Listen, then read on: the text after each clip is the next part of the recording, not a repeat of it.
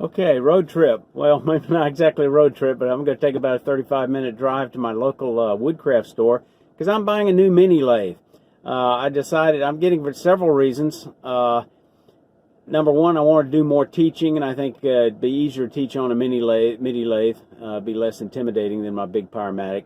I also want to use it for some projects where I might have both lathes involved in the project, like turning acorn boxes where I thread it on one and turn it on another. It makes it a little easier to switch back and forth. And also for videos where I feel like turning some beginner projects might be less intimidating for a new wood turner on watching me do it on a midi lathe rather than that big Powermatic, especially if they look at the price of that thing and they said, whoa, this hobby's too expensive for me. It doesn't have to be that expensive, but I think I'm going to be real happy with the lathe that I'm getting.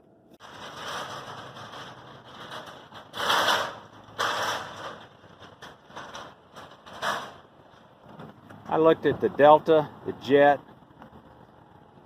the Rikon, and I settled on this model right here, this Laguna Revo 1216.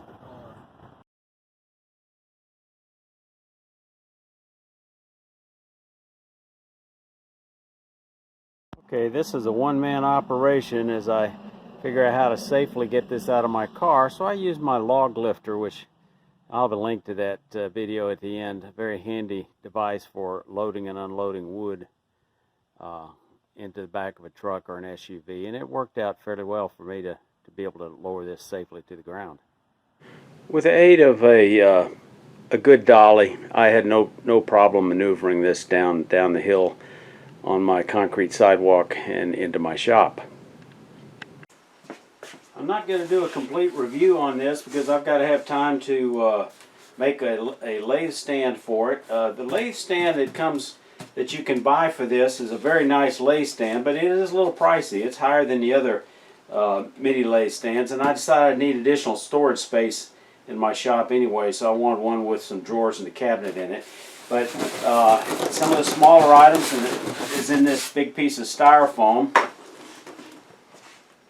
And then the lathe is well protected when you take the styrofoam top off. So in the next couple of weeks, I hope to have a video showing you how I made my midi lathe stand after considerable research. I'll have a link to that. And in addition, a review of this Laguna 1216 Revo midi lathe. Okay, I started some preliminary work on my lathe stand. Took a while to come up with a design. I've been working on that for a little while.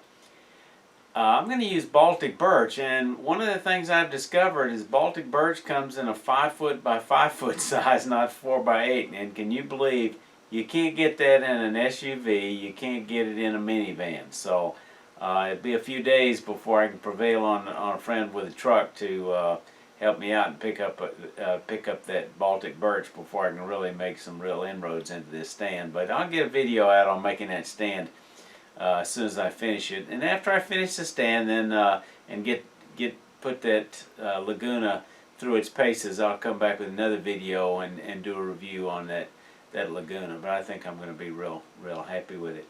As I was maneuvering around in my shop,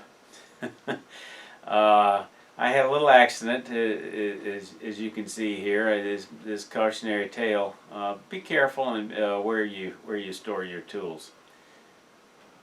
This is a dumb way to store a negative rake scraper. I ran out of holes on my stand and stuck it in there sideways.